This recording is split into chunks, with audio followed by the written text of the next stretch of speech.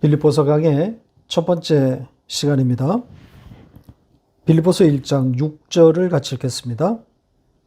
너희 안에서 착한 일을 시작하신 이가 그리스도 예수의 날까지 이루실 줄을 우리는 확신하노라. 아멘. 레위기 강의를 마치고 이제 신약 성경 빌립보서로 왔습니다. 빌립보서 앞에 있는 에베소서 그리고 갈라디아서를 우리가 이미 본 바 있는데 그때의 감각을 되살려서 이번 빌립보서 강의도 보다 충실한 강의가 되도록 애써 보겠습니다.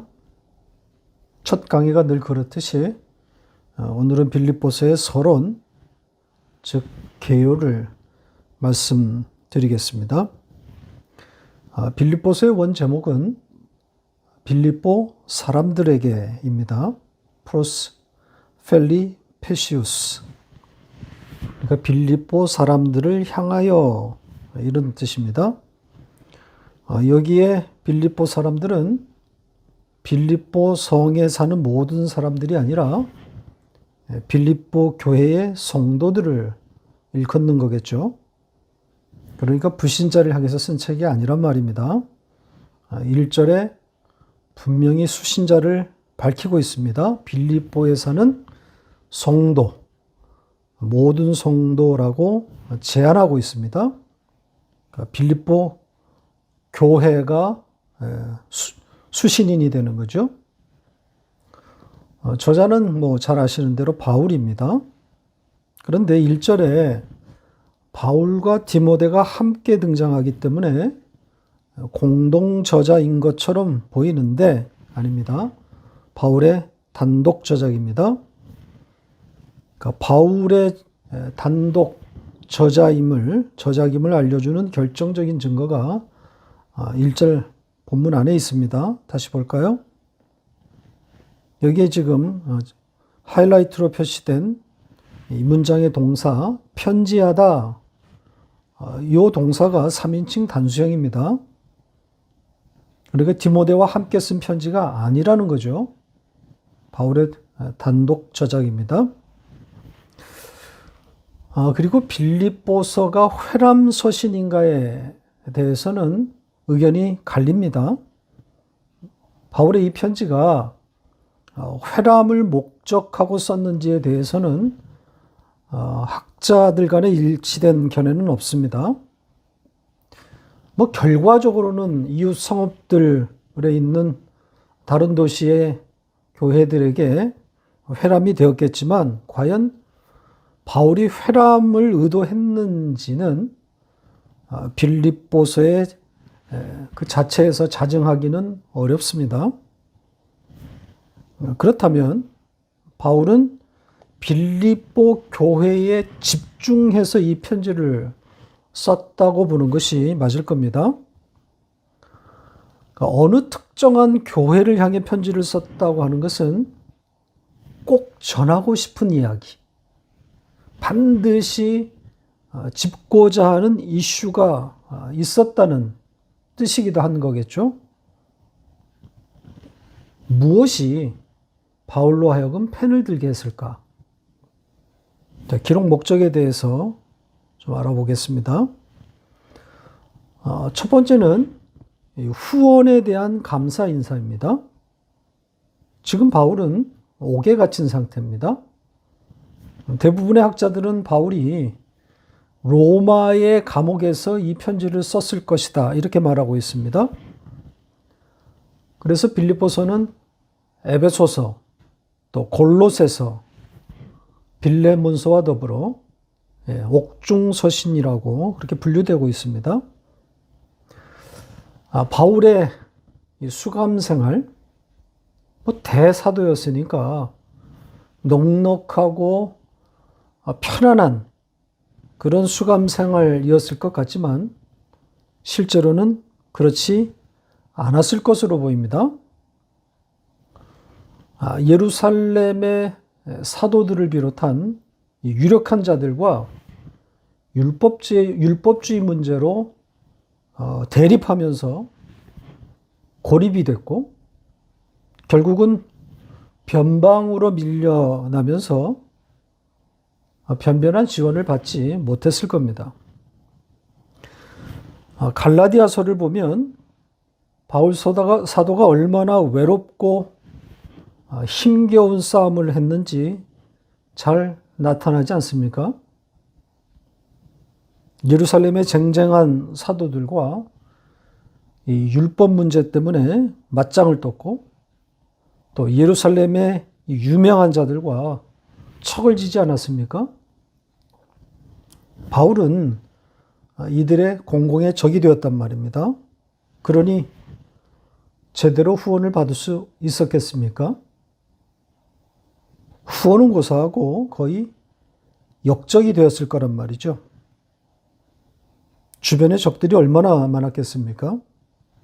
자, 이 와중에 로마 감옥에 갇히게 된 것이니까 형편이 그야말로 형편없었을 겁니다.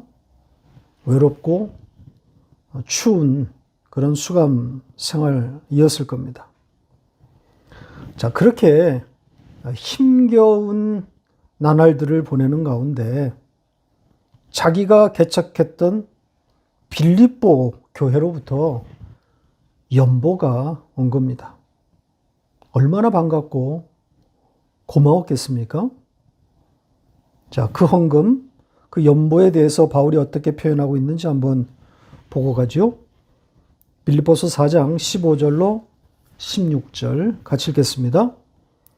빌립보 사람들아 너희도 알거니와 복음의 시초에 내가 마게도냐를 떠날 때에 주고받는 내 일에 참여한 교회가 너희 외에 아무도 없었느니라.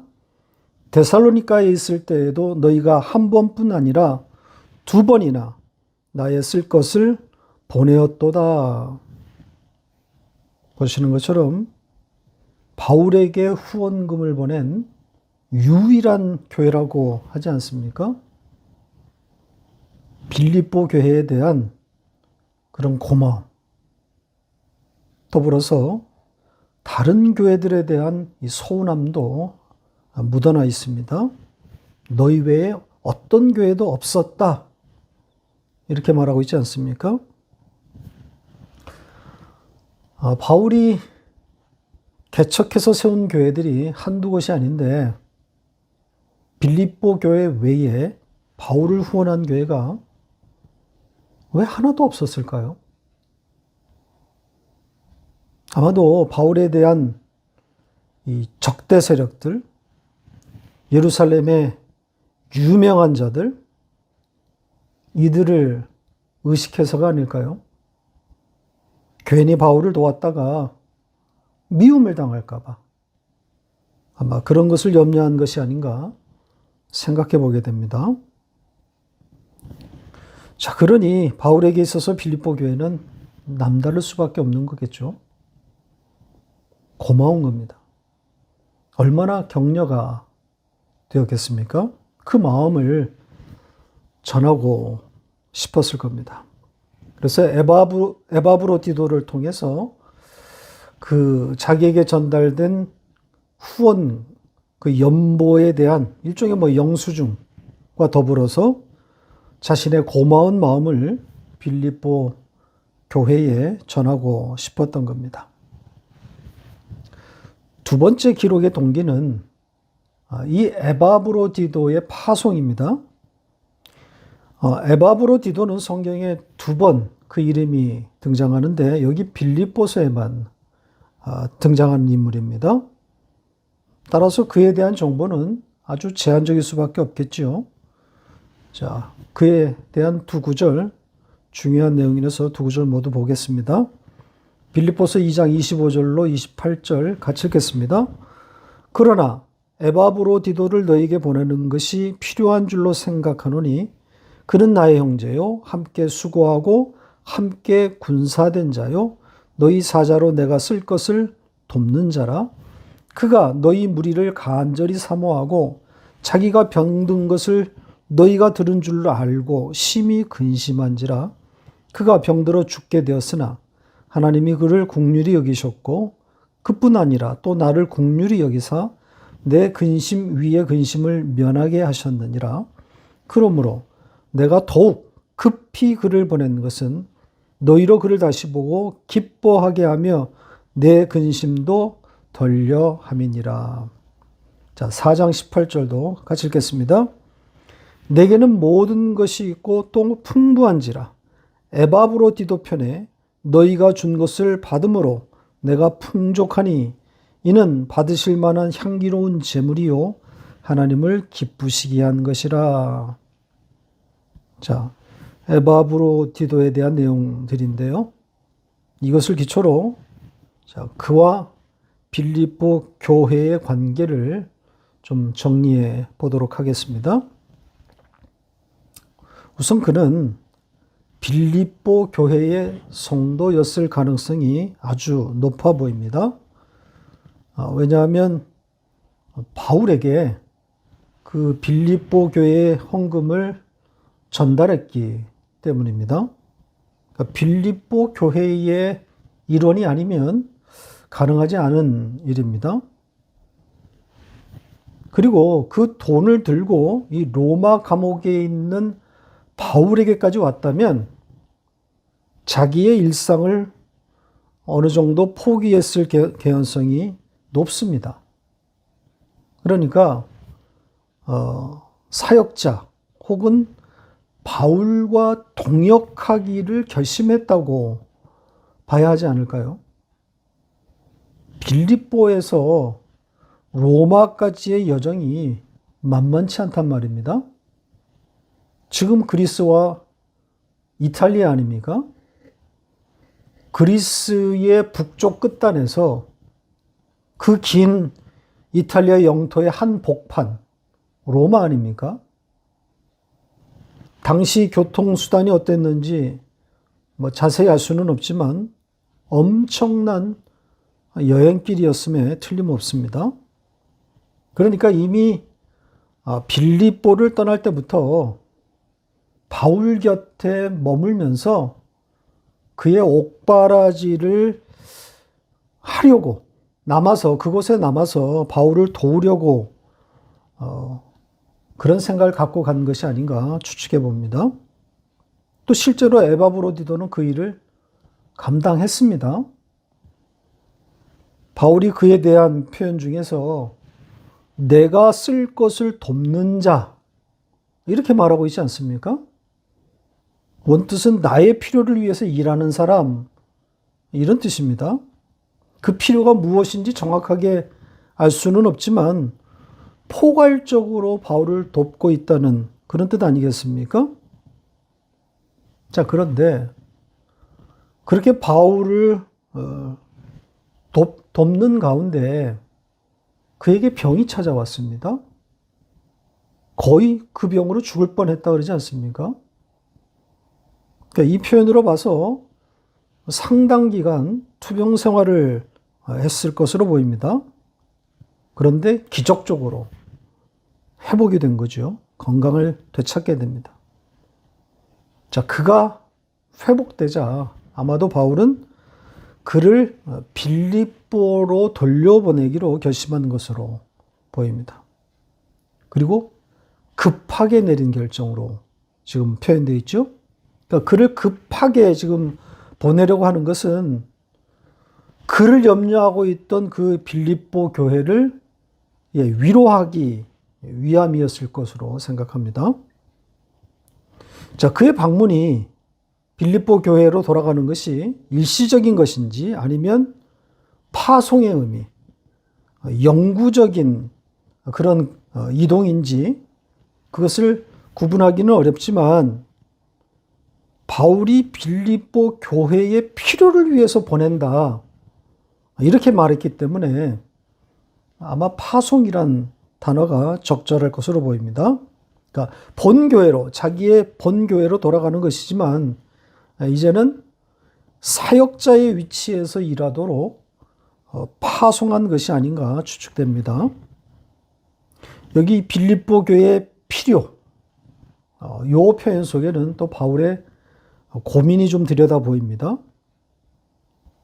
빌립보 교회의 내부 사정을 이 에바브로디도를 통해서 바울은 잘 알고 있었을 거란 말이죠. 헌금을 들고 온 에바브로디도를 통해서 교회의 세세한 이야기를, 세세한 정보를 다 들었을 것 아니겠습니까? 지금 이 빌립보 교회는 감독들 또 집사들이 구성되어 있는데 그 리더십으로는 해결되지 않는 어떤 복잡한 심각한 상황이 전개되고 있는 것이 아닌가 그렇게 추측이 됩니다. 그러니까 바울이 돌아갈 수 없는, 바울이 갈 수 없는 지금 상황에서 대리작격으로 에바브로디도를 먼저 보내고 또 이어서 디모데까지 파송하려는 계획을 갖고 있습니다. 그러니까 에바브로디도를 이제 보내면서 거기에 이제 편지를 함께 써서 그 편지를 통해서 어떤 에바브로디도의 권위, 이런 추천, 임명, 이런 의미를 담았다고 봐야 할 것 같습니다. 요즘 죽을 병에서 하나님이 살려주셨다, 긍휼을 베푸셨다, 이런 표현이 등장한 것으로 봐서 아마도 그 회복은, 그 기적은 빌립보 교회를 위한 것이다. 바울은 이렇게 해석한 것 같습니다. 그리고 에바브로디도는 그만큼 그 교회 사정을 또 많이 아는 사람이 없을 테니까 적격이었다고 생각했을 겁니다. 그러니까 빌립보서는 에바브로디도에게 강력한 추천서이자 임명장과 같은 것이라 볼 수 있습니다. 동시에 미션 수행문, 이런 의미도 담고 있겠죠. 가서 빌립보 교회를 수습해라, 이런 명령문이기도 합니다. 지금 빌립보 교회는 풍전등화입니다. 무너지고 있는 중입니다. 그러니까 교회 외적인 핍박의 문제가 아니라 내부적인 문제로 지금 무너지고 있습니다. 이 십자가의 원수라고 표현된 어떤 자들로 인해서 지금 파경 국면을 맞고 있습니다. 이 부분은 조금 이따 좀 더 자세히 설명을 드리겠습니다. 그러니까 빌립보서를 기록한 그 기록의 동기, 목적이 바로 여기에 있다고 할 수 있습니다. 교회의 분쟁, 바울의 깊은 고민과 염려가 된 이 교회의 당파적 어떤 상황, 교회 분쟁의 문제입니다. 자, 여기서 빌립보 교회 역사를 조금 돌아볼 필요가 있을 것 같습니다. 이 교회가 어떻게 시작했고 또 바울이 떠난 후에는 어떤 일들이 있었는가 좀 정리해 보겠습니다. 빌립보 성은 마게도냐 지방의 첫 성입니다. 관문이라는 거죠. 마게도냐는 지금의 그리스의 북쪽입니다. 북쪽 지역에 있습니다. 바울이 이곳에 오게 된 것은 하나님의 특별한 지시에 의한 것이었습니다. 바울이 2차 전도 여행을 계약하면서 마게도냐 지역은 그의 계획 중에 없었던 것으로 보입니다. 아마도 아시아, 지금의 이 투르키의 터키 지역을 두루두루 돌기로 그렇게 생각을 했었는데 하나님이 그걸 막고 강제로 마게도냐로 보냅니다. 사도행전에 이렇게 기록되어 있습니다. 사도행전 16장 6절로 10절입니다. 같이 읽겠습니다. 성령이 아시아에서 말씀을 전하지 못하게 하시거늘 그들이 부르기아와 갈라디아 땅으로 다녀가 무시아 앞에 이르러 비두니아로 가고자 했으되 예수의 영이 허락하지 아니하시는지라 무시아를 지나 두로아로 내려갔는데 밤에 환상이 바울에게 보이니 마게도냐 사람 하나가 서서 그에게 청하여 이르되 마게도냐로 건너와서 우리를 도우라 하거늘 바울이 그 환상을 보았을 때에 우리가 곧 마게도냐로 떠나기를 힘쓰니 이는 하나님이 저 사람들에게 복음을 전하라고 우리를 부르신 줄로 인정함이러라. 보시는 것처럼 지금의 이 투르키예인 부르기아, 갈라디아, 비두니아, 자, 이런 곳이 그의 원래 사역지들입니다. 그곳으로 가기로 했었던 것인데 환상 중에 바울의 사역지가 바뀌게 되는 거죠. 그래서 동진하던 루트가 서진으로 변경되는 겁니다. 그렇게 드로아에서 배를 타고 이제 마게도냐의 첫 성인 빌립보로 들어가게 되는 겁니다. 이 빌립보는 로마의 식민 지배를 받아서 꽤 융성한 도시였습니다. 다만 유대인들이 거의 없어서 바울은 그의 전도 패턴을 변경해야만 했습니다. 바울은 새로운 곳에 갈 때마다 회당을 중심으로 유대인들을 통해서 복음을 전하는 방식이었는데 빌립보는 이것이 가능하지 않았습니다. 회당이 없었단 말이죠. 그러니까 환상을 통해서 성령의 지시를 따라서 빌립보에 왔는데 정작 유대인의 회당은 없고 아마 막막했을 겁니다. 자, 그러다가 다가온 안식일에 기도할 장소를 물색하던 중에 어떤 여인들을 만나게 됩니다. 자, 이들이 유대 여인들인지 아니면 이방 여인들인지 표현되어 있지 않지만 아마도 이방 여인이었을 가능성이 큽니다. 그러니까 유대인의 회당도 없는 성에 유대 여자들이 집단으로 모여 있다는 것은 자연스럽지 않죠. 따라서 유대인을 만나지 못하던 바울이 전도 전략을 바꿔서 이방인에게 다가간 것으로 보입니다. 자, 그런데 이 여인들 가운데 누가 있었죠? 루디아라는 그런 여인을 만나게 됩니다. 이 루디아는 빌립보 출신이 아니라 아시아의 두아디라 사람입니다. 빌립보와는 아주 멀리 떨어져 있는 곳이죠. 자, 그녀가 어떻게 빌립보에 와서 살게 되었는지 그건 알 수 없습니다. 그리고 지금 임시로 머물고 있는 것인지 아니면 아예 거주한 것인지 그것도 알 수는 없습니다. 다만 가족이 있었던 것으로 보아서 장기적으로 지금 거주하고 있는 것이 아닌가 추측이 됩니다. 그녀는 자주장사입니다. 이 자주장사라고 하는 것은 자주 색깔 옷감, 옷감을 파는 그런 장사였을 가능성이 많죠. 그녀는 이미 유대인의 하나님을 알아서 그 하나님을 섬기고 있었던 사람입니다. 유대인은 아니지만 이 유대적 배경을 이미 갖고 있었던 사람이라고 봐야 하는 거겠죠. 따라서 바울은 복음을 이 루디아에게 설명하기 비교적 수월했을 겁니다. 물론 복음은 설득과 설명으로 되어지는 건 아니겠죠. 하나님의 영이 그 마음을 열어야만 받아들일 수 있는 거 아니겠습니까? 보세요. 사도행전 16장 14절 같이 읽겠습니다.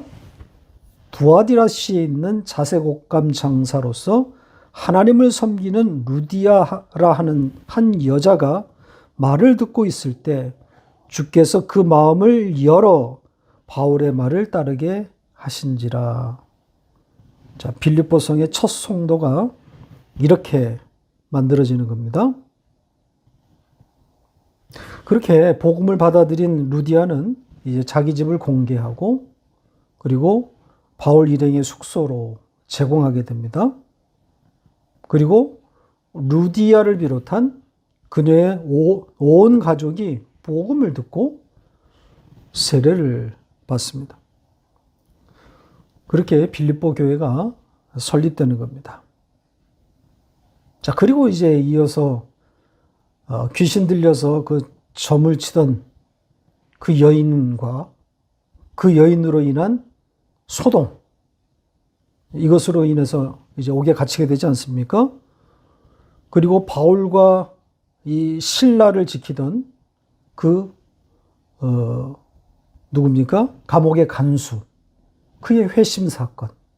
자, 이런 일들이 이 빌립보에서 계속 이제 일어나게 되는 거죠. 그러면서 이 바울은 이 성에 걸칫거리가 됩니다. 결국은 반강제적으로 떠나게 되는 거죠. 그가 로마의 시민권을 가지고 있다는 것 때문에 빌립보 당국이 굉장히 부담스러워하지 않습니까? 결국은 떠나기를 청하고, 그렇게 해서 결국 빌립보 성에 오래 머물지 못하고 떠나게 됩니다. 그러니까 짧은 시간이었지만 이 빌립보 교회는 바울의 아주 오랜 후원교회가 됩니다. 그만큼 바울은 그들에게 아주 강렬한 인상을 남겼다, 이렇게 봐야 하는 거겠죠. 이후에 이 빌립보 교회는 상당한 규모로 성장한 것으로 보입니다. 1장 1절을 다시 좀 볼까요? 여기 보면 이 편지의 수신자로 감독들과 집사들, 자, 이런 표현이 등장하지 않습니까? 감독이란 오늘날의 목사와 장로에 해당하는 지도자이고, 또 두 명 이상 있었다는 것 아니겠습니까? 따라서 집사들은 훨씬 더 많았을 것이고요. 그러니까 상당한 규모의 교회라고 봐야 합니다. 그러니까 분쟁이 생기는 거겠죠. 인간이 모이면 어쩔 수가 없어요. 자, 그런데다가 이 교회 밖 상황, 이 정치적, 사회적 분위기가 만만치 않습니다. 언제 핍박이 올지 모르는 거 아니겠습니까? 자, 그런데 교회 바깥의 핍박이 아니라 이 내부적으로 지금 이 당파, 이 분쟁이 생겼단 말입니다. 그것 때문에 지금 바울은 편지를 쓰게 된 것이라고 그렇게 보입니다. 이 교회 안에 이 분쟁을 조장하는 그 세력에 대해서 바울은 강력한 경고를 보내고 있습니다. 아마 이것 때문에 디모데까지 파송하려고 했던 것 같고, 나아가 자신이 풀리면, 옥에서 나오면 직접 가겠다는 의사도 전달한 것으로 보입니다. 자, 교회 사정이 어떤지, 얼마나 심각한지를 엿볼 수 있는 구절을 한번 보죠. 빌립보서 3장 18절, 19절 같이 읽겠습니다. 내가 여러 번 너희에게 말하였거니와 이제도 눈물을 흘리며 말하노니 여러 사람들이 그리스도의 십자가의 원수로 행하느니라. 그들의 마침은 멸망이요 그들의 신은 배요 그 영광은 그들의 부끄러움에 있고 땅의 일을 생각하는 자라. 바울이 여기에서 언급하고 있는 이 여러 사람들, 십자가의 원수, 누구겠습니까? 교회 바깥 사람이겠습니까? 아니죠. 지금 교회 안에서 교회를 파괴하고 있는 내부자들입니다. 언제나 어느 교회에서나 일어나고 있는 일 아니겠습니까?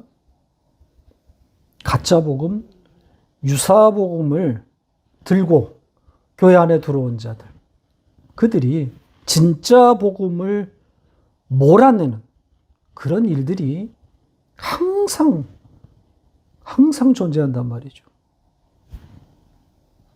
자기들의 배를 채우려는 자들입니다.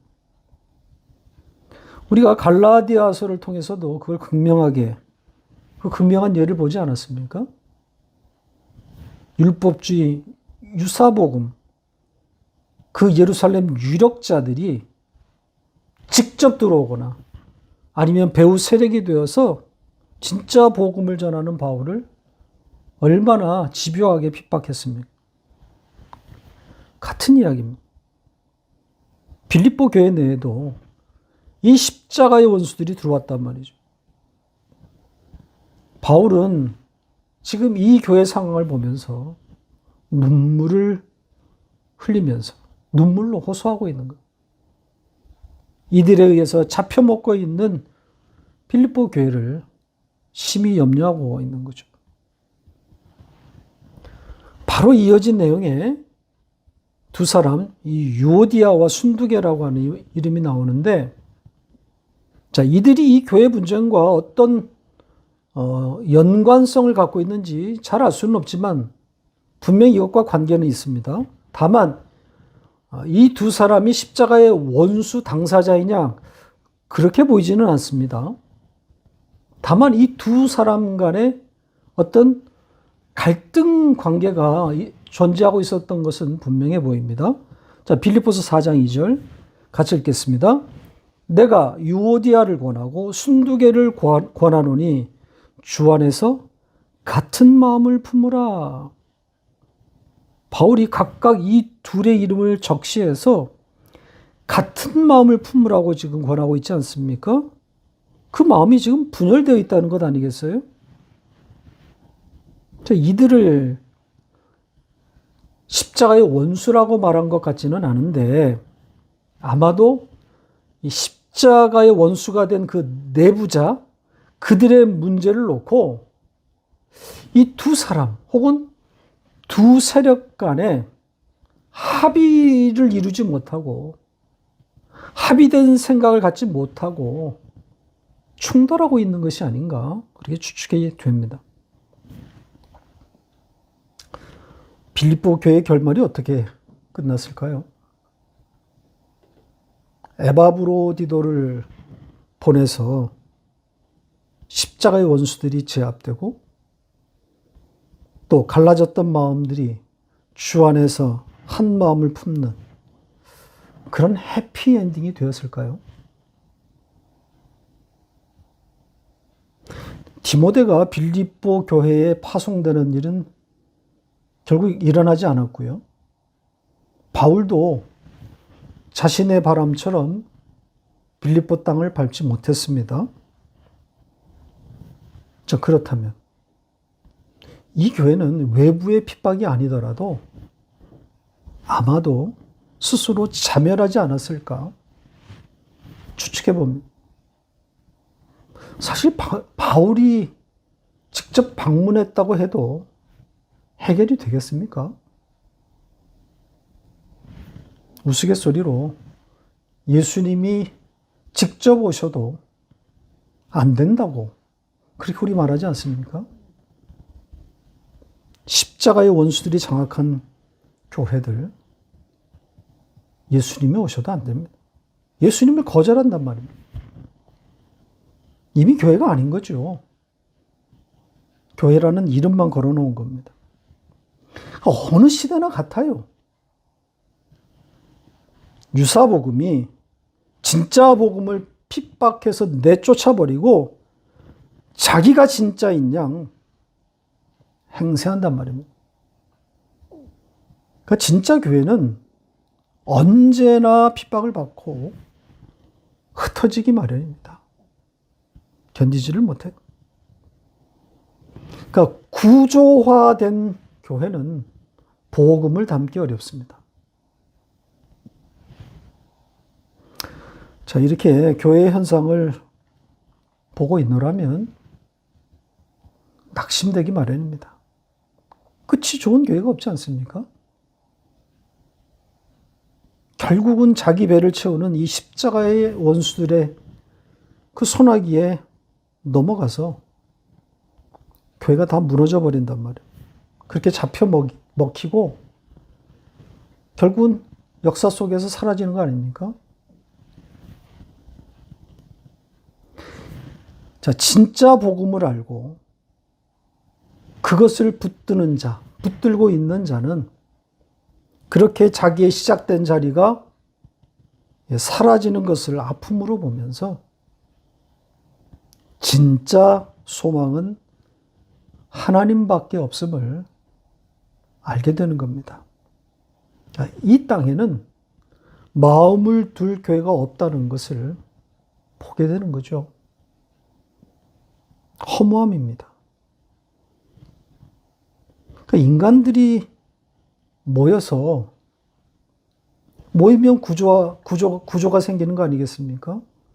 그렇게 구조화가 되면 결국은 반드시 타락이 있고 결국은 파괴와 소멸로 마감되는 겁니다. 예외가 없는 것 같아요. 자, 그런 의미에서 오늘 빌립보서를 개관하는 첫 설교에 본문 말씀을 1장 6절로 꼽아봤습니다. 다시 읽어볼까요? 같이 읽겠습니다. 너희 안에서 착한 일을 시작하신 이가 그리스도 예수의 날까지 이루실 줄을 우리는 확신하노라. 자칫 허무함으로 끝날 이야기가 소망으로 바뀌는 내용 아닙니까? 시작도 그분이 하셨고 마무리도 그분이 하신다. 이렇게 말하고 있지 않습니까?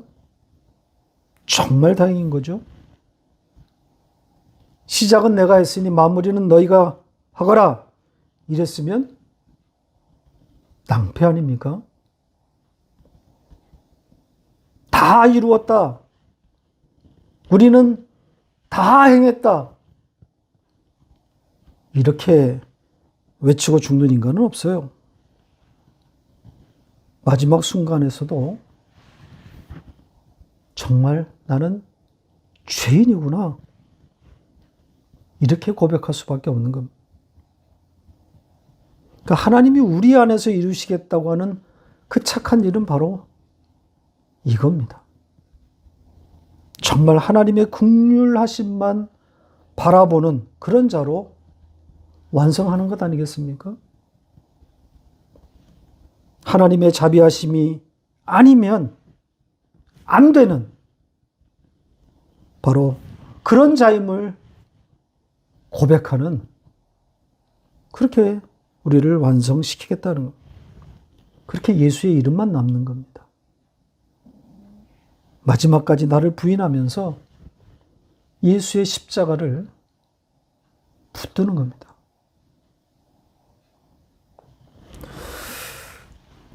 자, 말씀을 맺겠습니다. 이렇게 앞으로 우리가 배우게 될 빌립보서의 개요를 살펴봤습니다.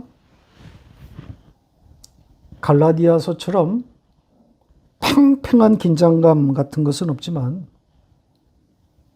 이 빌립보서는 사역자 그 바울의 깊은 고뇌와 또 이 죽음을 앞에 둔 노사도의 그런 회한이 서려져 있는 감동적인 책입니다. 이 땅이 아닌 하늘의 소망을 붙들고 있는 한 성도, 한 사역자, 노사도의 편지이기에 거기서 묻어나오는 진한 감동과 울림이 있습니다. 빌립보서를 읽는 우리도 바울이 가졌던 그 같은 마음, 그와 같은 그의 그 마음, 우리도 그 한 마음이 되기를 바랍니다.